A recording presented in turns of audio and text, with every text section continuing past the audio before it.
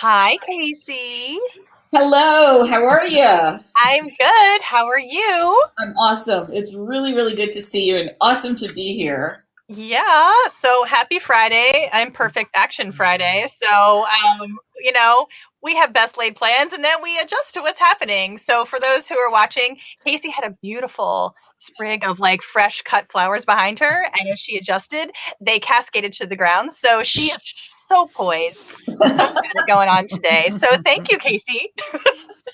What are you going to do? You're going to embrace imperfect action. But Yes.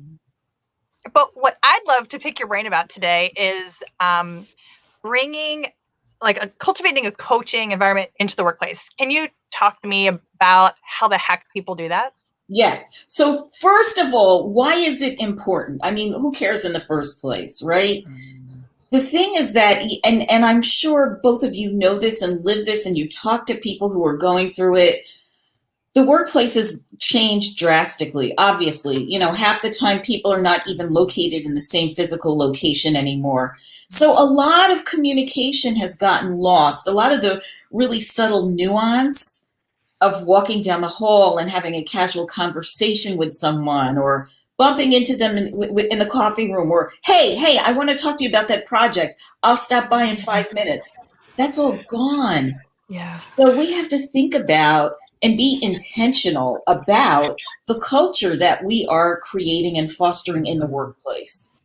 And I read a survey by DDI, and they're a human resources leadership development consulting firm. And they realized that empathy is the number one trait that's valued right now in leadership. So when you think about empathy, it goes hand in hand with coaching. Coaching is awesome because, let's face it, we're all grown-ups, right? So we're like, don't tell me what to do, because the We're minute grown-ups? Wait a minute. You're telling me I'm a grown-up? Well, my birth certificate says so, Michelle. I don't know Oh, okay. if my behavior matches, but but if you think about it, when you've managed people, the minute you start giving advice, they don't often take that advice because it's kind of like a telling mechanism. Rather, what if we asked somebody, I see that you just knocked over a flower bouquet. What do you think you might want to do next about that? Coaching uses questions to draw people out. And it's so awesome because you can just harness their creativity and their brilliance rather than coming from a standpoint of telling somebody what they should do next. Right? Don't you agree? yeah. Yeah. So, all right. So you're right. So we've moved to this virtual world. Our workplace is now virtual. How do you how do you engender that water cooler conversation Yeah. when we all have Zoom fatigue Yeah. and like help me navigate. How can I do that? That's a great question. And because of the nature of the fact that so much of what we do now is on video, it means that we have to plan it or make an appointment with someone. And we can do that in a way so that maybe we give a little grace. You know what? It's Friday. I bet you've had a long week. Turn your camera off. We don't have to have cameras on. Maybe it could be a phone call, right? We can do things in a different way.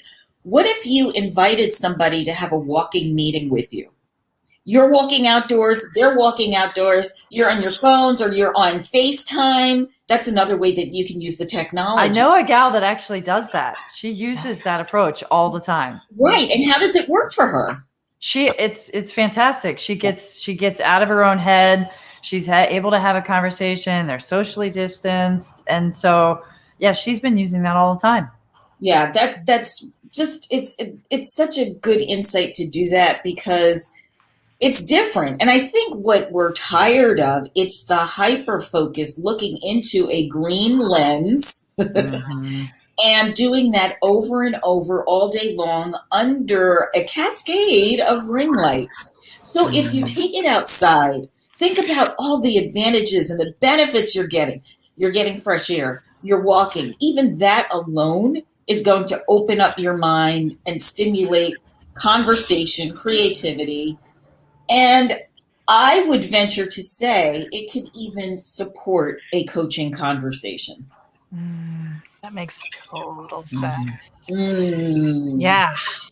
Anything else about why should people care? I mean, it's a no-brainer to me, but I'm kind of oriented that way. So for naysayers, how do you kind of overcome the importance of Okay, that? so this is not Casey says, right? This is cold, hard data, facts, statistics, okay? 70 leaders are responsible for 70% of the workplace culture. And I know it's like if I were to ask people listening, have you ever left a job voluntarily? Yes. Why? My manager and I couldn't see eye to eye. My leader and I couldn't, I don't know, the communication missed. So therefore, it's really incumbent upon the leadership to set the tone and to just set the culture of an organization, of the team, so that people feel good when they're working. Listen, we all need a little TLC right now. We've been through a lot in the last year, wouldn't you say? Oh, yeah. Global pandemic, race riots, oh gosh, natural disasters, a contentious election. I don't think we've had so much contention in this nation, and I don't think it's been so polarized since the Civil War. So we're human beings. We're feeling people. Even if you're stoic, you feel this. I know you do. So just by showing the empathy and caring, and even if you're not wired that way, make the effort to just, before you jump into the agenda, before you jam and cram, go around the room and ask everybody how they're really doing. And is that your advice, Casey, on if somebody's not good at it or doesn't know how to practice empathy, how would they start?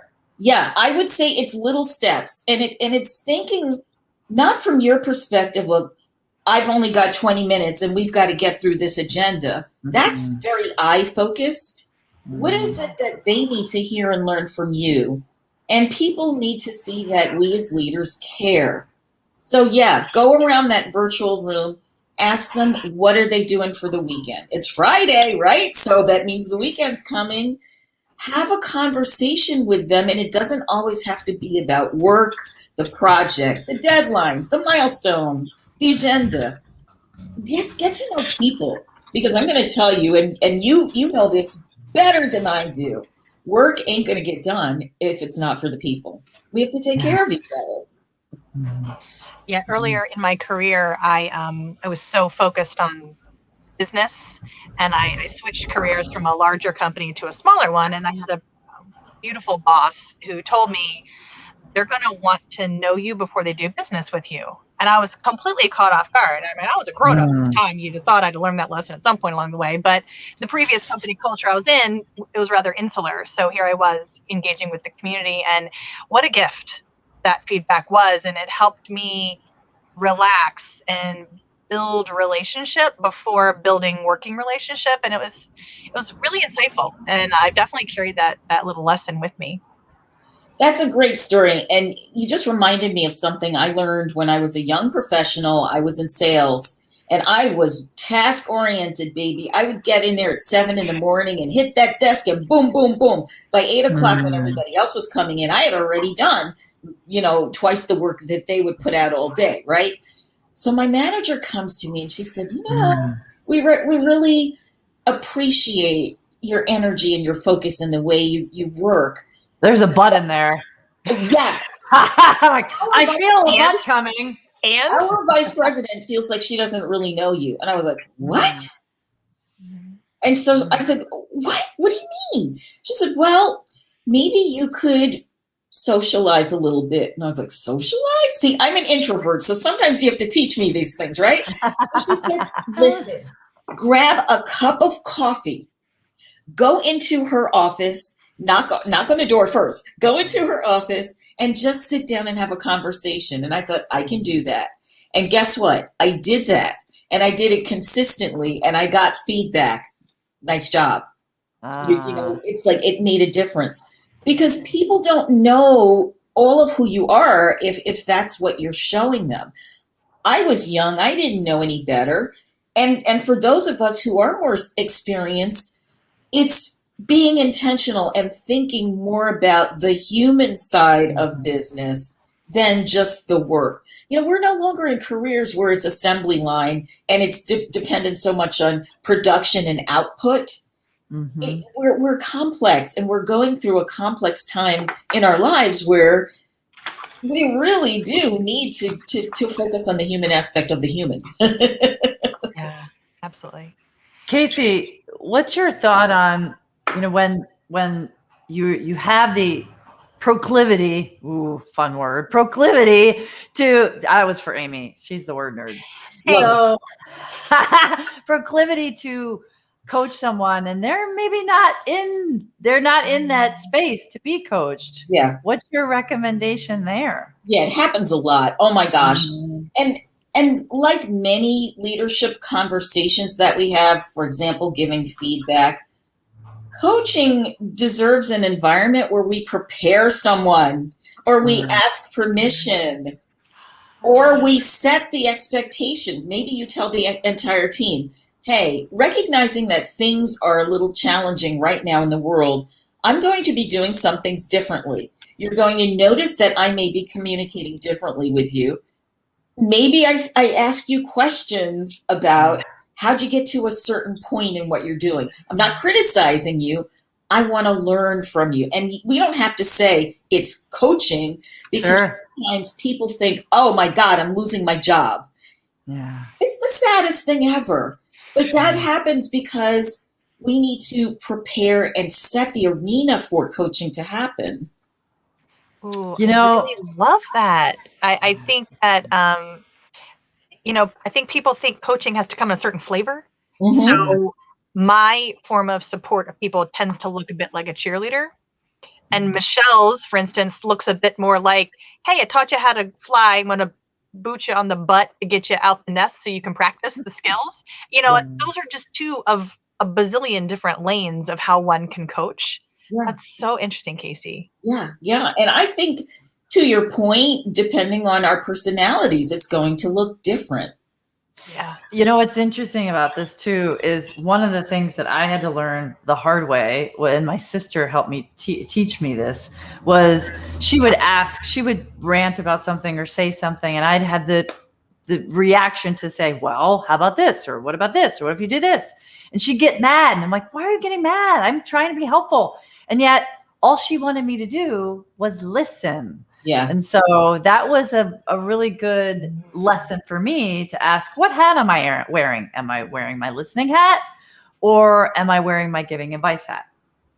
Yeah, I love that. And I'm curious, when your sister was making all those recommendations, did you feel like she was giving you advice? Well, so it was actually the reverse. I was giving her advice, and she's like, I'm not wanting that advice. I just want to be mad, or I just want to feel, or I just want to share, and I just want you to listen. Oh, yes. Yeah. Now I understand. Okay, now I understand my role. And that goes back to, what role we're playing, how are we helping, are we listening, are we building the relationship in a way that's positive for everybody? Yep. When someone's coming at me with heat, I'll actually pause and say, are you looking to vent, or would you like my advice? I can do either, but if you let me know what help looks like right now, I'll get in the right mindset to give you what you need. I'm not perfect about it, but when I do it, it's fun because they pause and they actually consider what does help look like right now, and then we're both in just a way more useful space. I love that. That was a boom. Really, because sometimes when we're emotional, we don't really know what we need. And when you ask a question in that way, you can help me start to parse out my feelings. Well, what do I really want? I could be like, I don't know. I don't know. Yeah. Listen. Okay, you can do that. Yeah. Good stuff. So, Casey, what is it you bring to the world with your company? What is it that you do? Yeah, I work with leaders, especially women, who want to speak and own every room. And this is women across all industries. It doesn't matter the industry. What I'm doing is working with leaders who right now may be struggling in keeping their teams cohesive in this environment. It's not easy. We were shut down and no one gave us any type of training in how to go about it. So I work with them on their messaging and sometimes even expression and body language. Nice. Very cool. And how can people find you? You can find me by going to Casey at speakandownit.com. My new website is about to launch, so you'll find the website at Speak and Own It Communications. Very That's a lot. Hold on. I'm trying to put this in there. Speak. Can you do that again for me? Speak and Own Speak It. and Own It. .com. Ownit.com. Okay. Awesome. I think I got it right. Very cool. What else is coming up for you this morning, Casey, that you'd love to share? Let's see. I have a fun acronym that can help us with our listening. And it's called SALT. Why is it SALT? Because I happen to really love salt. But if you think about the scenario you just painted, Amy, where someone, they're coming to you with heat and you want to be most helpful, and you're also wanting to meet them in a place where you're not influenced by your own thinking or biases or any kind of lenses, right? So you can put some salt on the conversation. So the S stands for stop. So in essence, you did that. You're stopping and you're anchoring and grounding yourself, and you're preparing yourself to listen. The A in SALT stands for acknowledge. So acknowledge the person and acknowledge what you're hearing. And really good listeners are excellent at paraphrasing and summarizing up what someone else said so that they really feel heard and acknowledged. So the L is for listen. So listen to what they're saying so that they feel you're listening, active listening, really good listening. In my coach training, they call it level 3 listening, because you're listening without your own filter. You're listening to the words as well as the body language, as well as the surroundings. So you're taking into account everything that's going on around them. And the T, it's really a double T, but we don't spell salt with 2 T's. We spell it with 1. T squared. So, that's right. And it stands for then talk. So after you've stopped and anchored yourself and really given this person your full attention, you've acknowledged them, you've acknowledged their presence, you start hearing them and listening them, right? Then you talk. And that really prepares the way for some very productive conversations. That's awesome. That's a nice little tidbit there, Casey. I Thank you for that. I love Yeah. the tool. Well, that's right. Not to be confused with salt in the wound, right? No, not that. Not that. Not that. We're going to shake it like a salt shaker. Come on, Michelle. There we go. There we go. That's good. Excellent. Michelle, any other questions for you? I don't think so. Nothing's coming up. I asked mine. Casey, I so appreciate you joining us. This is my pleasure. Thank you, Casey, so much. Honor and a privilege. Yes, very cool. Cool. Well, people know where to find you at speakandownit.com. And I love the work you're bringing to the world. So thank you. Thank you so much. Sure. I appreciate you and the work you're doing. Thanks. Thanks, Casey. Thanks, Amy. I think we're done then. Cool. Yeah. Have a great weekend. You too.